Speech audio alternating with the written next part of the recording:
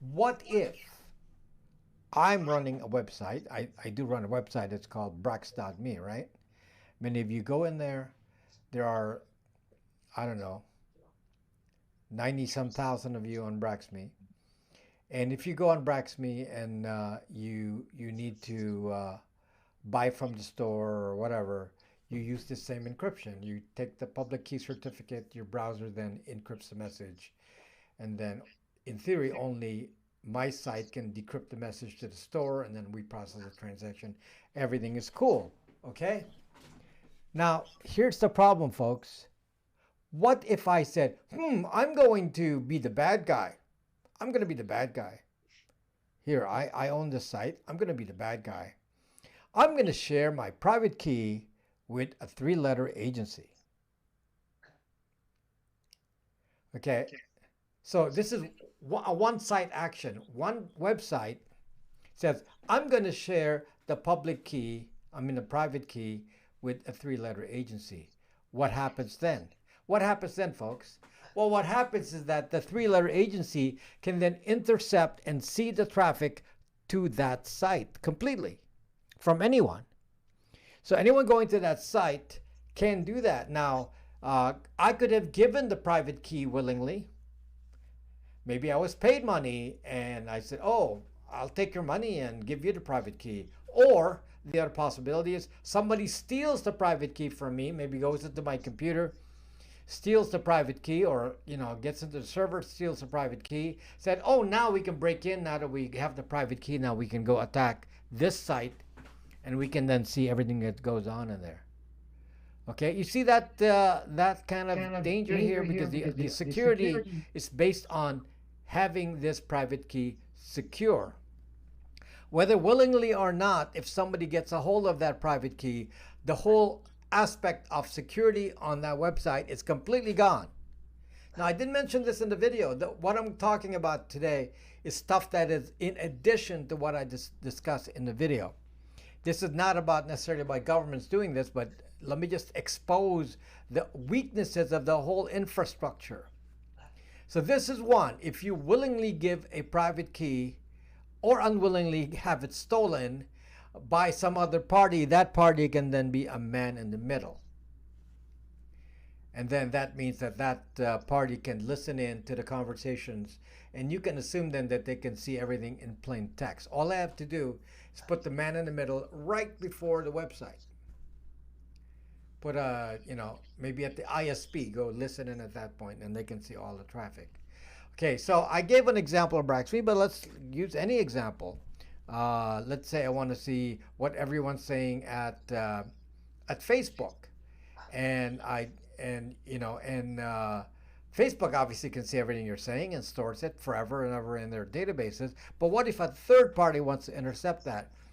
And they have the same issue here. They stole a private key, or the private key was given to them for a fee. Let's say Facebook said, oh, we need some extra money because, business is down at Facebook nowadays. So why don't we give the governments, the 3-letter agencies, a way in? We're gonna give you access to data, but we'll charge you however many millions. Hey, you can capture all the data on Facebook on your own, and it will cost you, so many tens of millions. And here's the private key.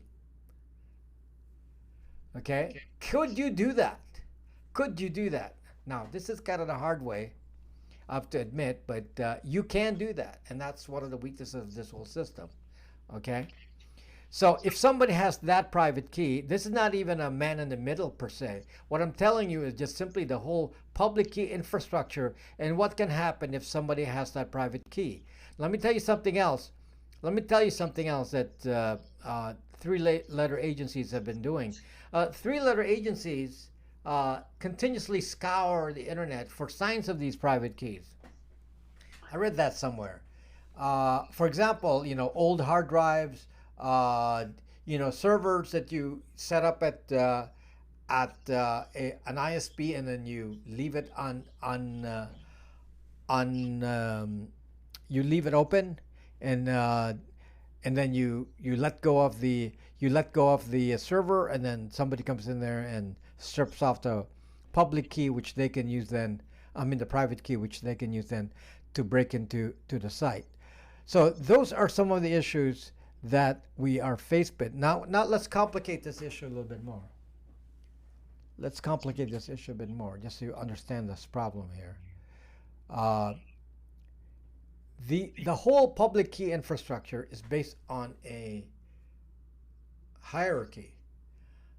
So the top hierarchy starts with the root trusted authority, the top level. This is the level that supposedly then trusts or puts trust in intermediate certificate authority. So the top level is root. I don't see where this is going. The same thing could happen with a I don't see where this is going. The same thing could happen with a pre-shared key. Okay. So let's say now you're at the root level. Okay, I told you this example in the video. There should only be one root. The root is, used to be their sign, but whoever the root authority is, I presume is, I don't know who manages that. Icon, which is over here near me. Actually, I know where the building is. So that's where all the domains are managed. So that's, is that where the root is? I don't actually know. I don't actually know where it starts. But there's only one root authority, and that root authority then grants rights to intermediate authorities. So as an example, the root authority will grant rights to Comodo, or DigiCert. Some of these, it used to be VeriSign. VeriSign used to be the top level. And as I told you the story in the video, VeriSign screwed up because they were owned by Symantec, and Symantec screwed up and basically cheated on the entire internet and got faced with destruction. Let's say you were the root authority and you said, you know what? I'd like to make some money on the side. Maybe some guy in the root authority said, I'd like to make some money on the side. What if I secretly passed the root certificate private key to a 3-letter agency for a fee? Again, this is not some man in the middle here. This is not yet a man in the middle case. This is just a direct case here where somebody's private key is just given. No change. The certificates are the same. Everyone is able to use the same certificates they use. But somehow they give the private key to somebody else. Let's say that somebody else is a 3-letter agency. What actually happens? What happens is whoever has the private key can now approve any website.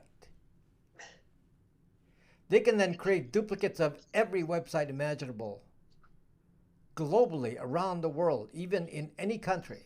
Because if you own the root, you own everything. And what that means is that they can now be a man in the middle and be able to see the entire internet encryption just because they have this private key. This is like crazy stuff, but this is exactly what's involved here. Now it gets worse, guys. It gets worse. Because as I showed you on Windows, Windows has multiple root authorities. I thought there was only supposed to be one root authority, and there are like a million root authorities in there, and one of the primary root authorities is Microsoft. And what does a root authority do? They authorize intermediate authorities. If the root authority, by the way, being a root authority is nothing more than putting a certificate in your computer. That's it. There's no actual validation of the root certificate is actually valid. All that means, a root authority means that somebody installs a certificate on your computer, suddenly they're the root authority. There's no way for you to review it, to say, hey, I want to check the permission of this root authority. I'll tell you some things that one would think you would do to justify a root authority. For example, if I were to be more certain about what happens here, I'd like to be able to see that what is the privacy policy of each of these root authorities and why are they a root authority? What gives them the right to install a certificate on my computer? Why? Why are they installing the root certificate on my computer? That gives them some right to listen into my private communications without my permission, without my knowledge. I'd like to know why. Why are you there? Why does Microsoft need a root certificate? Why don't they just get a normal certificate from whoever, pay that company instead of them being an unvalidated root authority on Windows?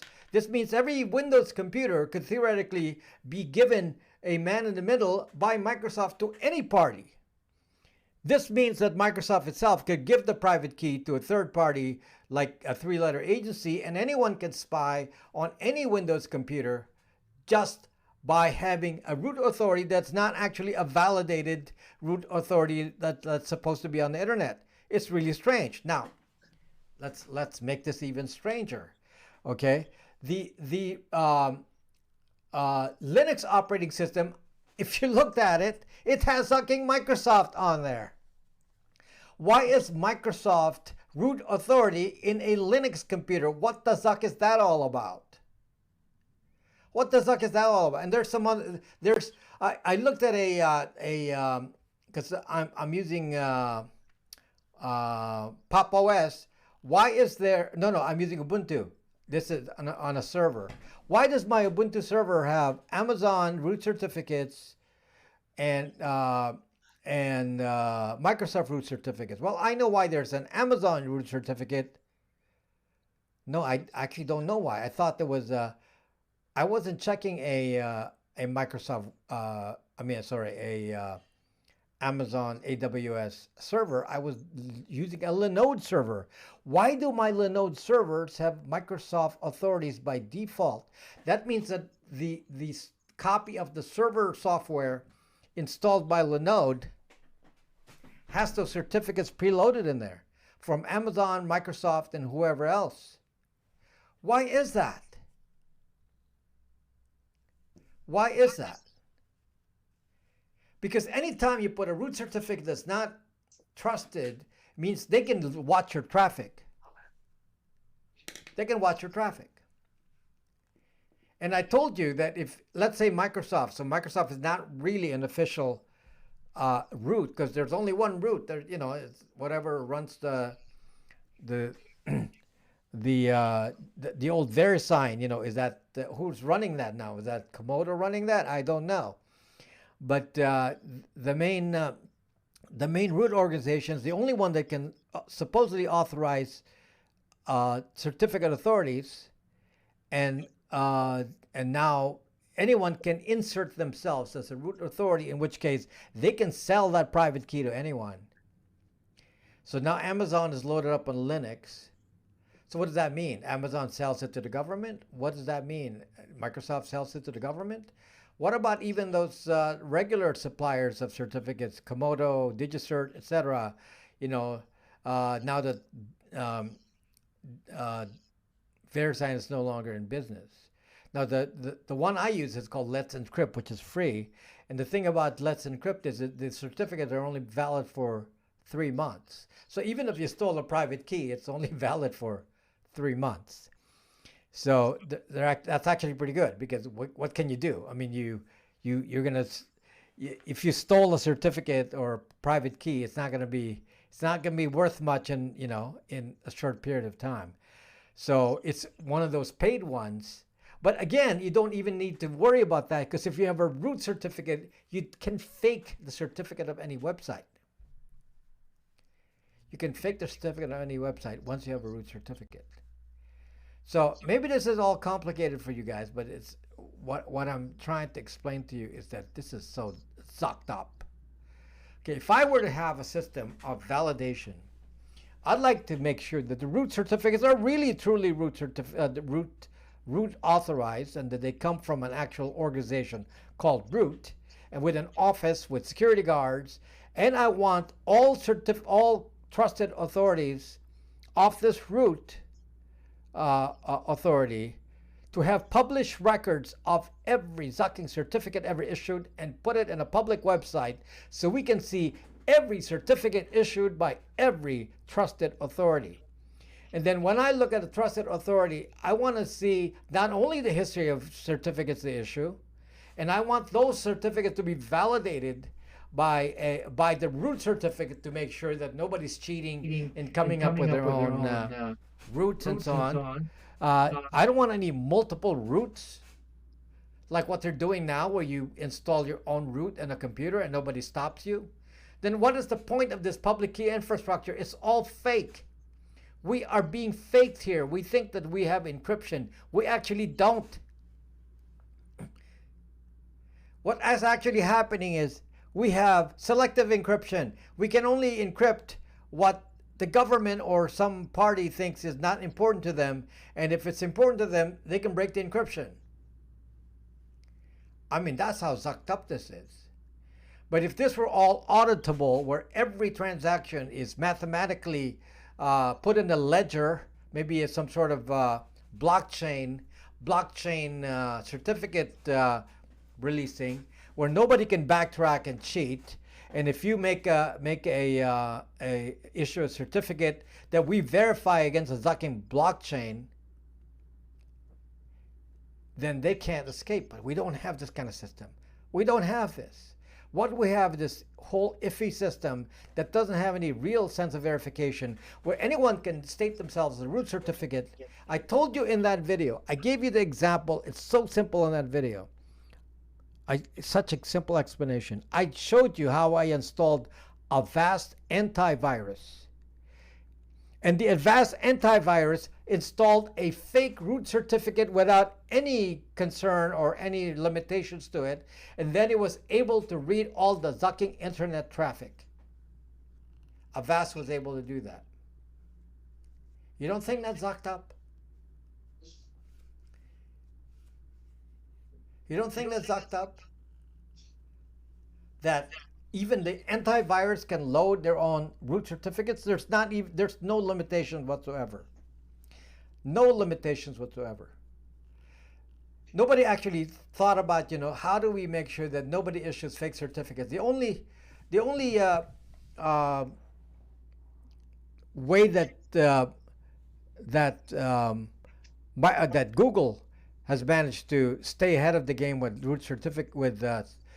certificates being faked for the Google site is that Google became their own certificate authority, which is suspect right there as well.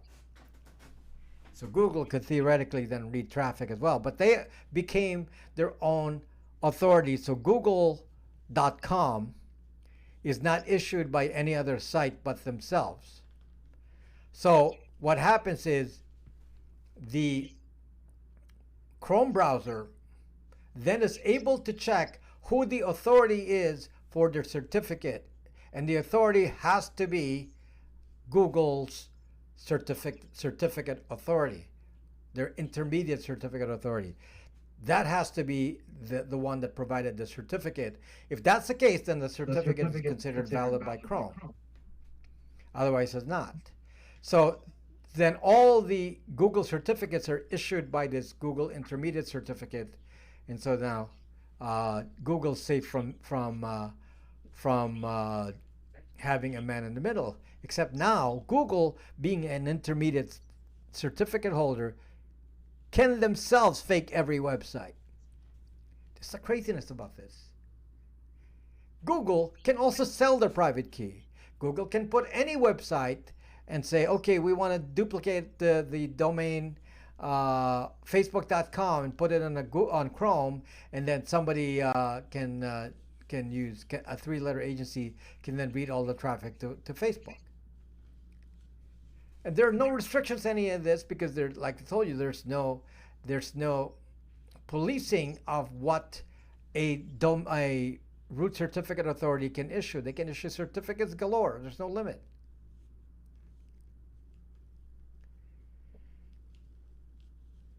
So anyway, this is the craziness of this system, and the problem is, just to summarize what I'm talking about here,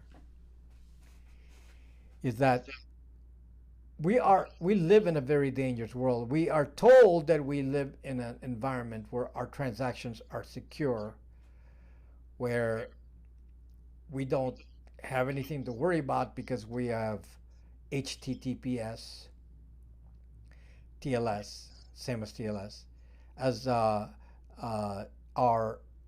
encryption method, encryption key supplier with these certificates.